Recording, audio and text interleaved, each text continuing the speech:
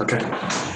Hi there, my name is Jason Kegler, and this is the CIS 530 Key Assessment number 2.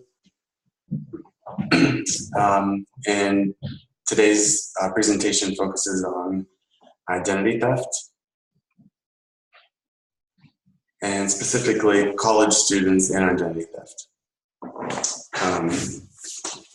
It seems that in the world of identity theft, that the college students, mostly undergrad, not my age, the undergrad spectrum or segment is very prone to identity theft, and some consider maybe like the most prone. Why? Well, we have to look at the profile of a typical college student to really understand why. And I don't think it's that surprising, but let's just go through some of them. They're super busy. They are,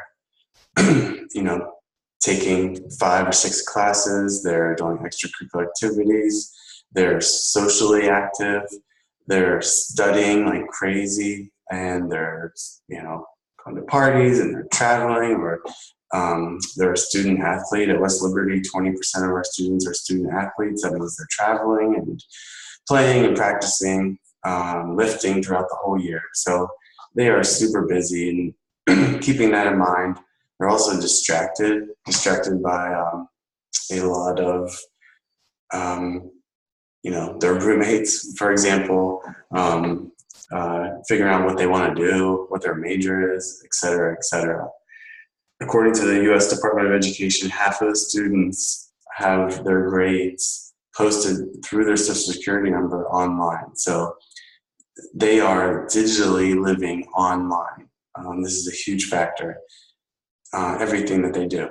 They take classes online, they register for classes online, they pay their bills online, and this is just their university or college experience. We're not even talking about their regular life. Combine those factors with the fact that they are living physically not in a consistent fashion. Nomadic might be a stretch, but they are living in a dorm, they're living in a suite. As they progress through their undergrad years, they're living in apartments with multiple roommates. They live with someone different every 9 months, potentially. They're moving, 5 to 7 times in a 4-year span. They keep an address at home with their parents, potentially. So they're living physically all over the place and dealing with all these other things. Take that and combine it with the fact that they're 18, 19, 20 years old, and they're just learning to be an adult. So calling them financially ignorant is one element. They're just like life ignorant. They're learning. They're learning from their mistakes. So all of these factors, and they're just primed to be targeted by hackers or people who are interested in stealing identities.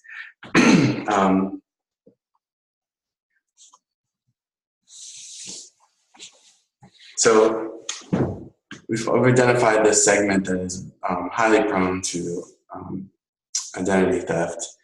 So if I was a parent or a professor or a counselor or advisor, I would take the following steps to give them advice, knowing that ultimately, because of how busy they are and how online they are, and how distracted they are, something is going to happen most likely.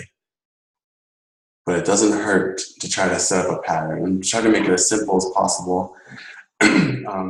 Instead of keeping things on paper or on a hard drive or a jump drive or on a roommate's backpack or on a notebook, try and use your skills that you're using in almost all of your classes and try to memorize your passwords. Keep everything keep good passwords. Make them hard for people to guess, but keep them simple enough that you can memorize them. Step 2 would be to use a paper shredder. College students and people from ages of 18 to 29 receive a lot of credit card applications. You're approved, you're pre-approved, and where are you checking your mail? Where are you actually picking up your physical mail? Who knows if you even do? But those are very useful for people who want to steal your identity to take. To keep a simple, not too expensive paper shredder in your dorm room or your apartment, and shred all of those things. Do not throw them away once you do pick them up. Step 3 would be do not trust your dorm room. They are, it's your home away from home, so it's naturally to feel relaxed and confidential and safe, like you do your house. That's where you've lived your whole life, and now this is your first place you've ever lived. But the dorm room is pretty much like a train station of people in and out, strangers. You have another roommate that sometimes you don't know or trust, and they have friends and they have girlfriends or boyfriends. So don't trust your dorm room as a place to keep confidential items.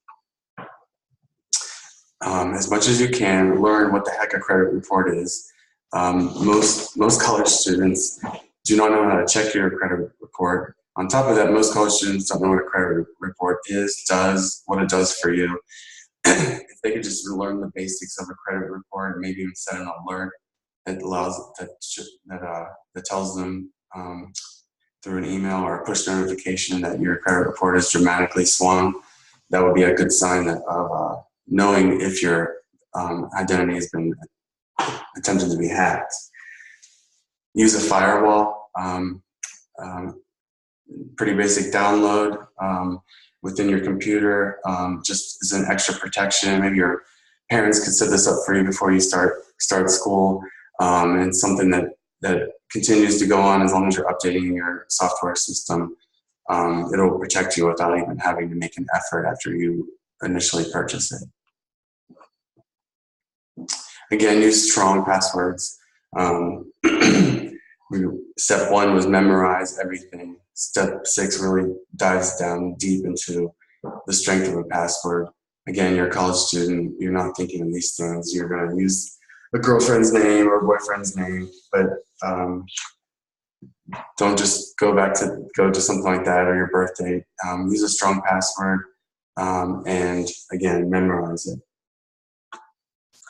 And number 7 is be smart as much as you can.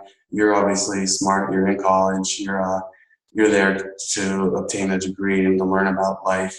So continue on that trend and be smart in terms of a couple of areas.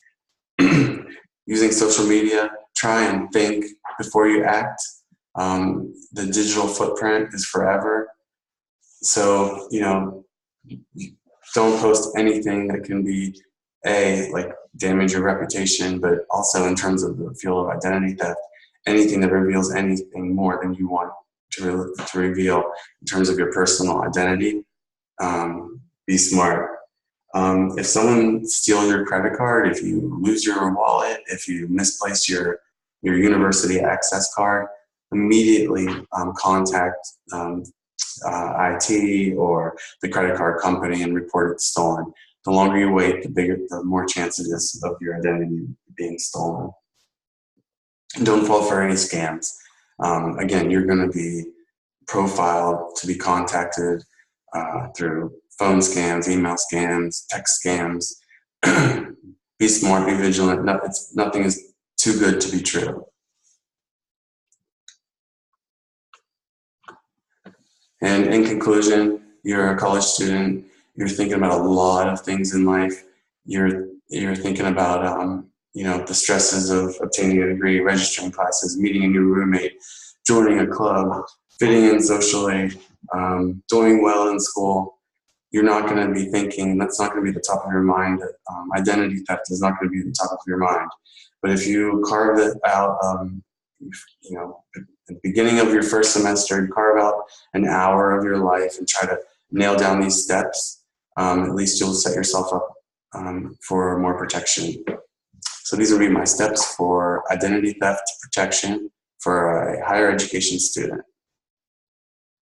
and they're my references. So thank you very much. It's been a great semester. Really appreciate everything and learned a lot, and I look forward to my next class. Thank you.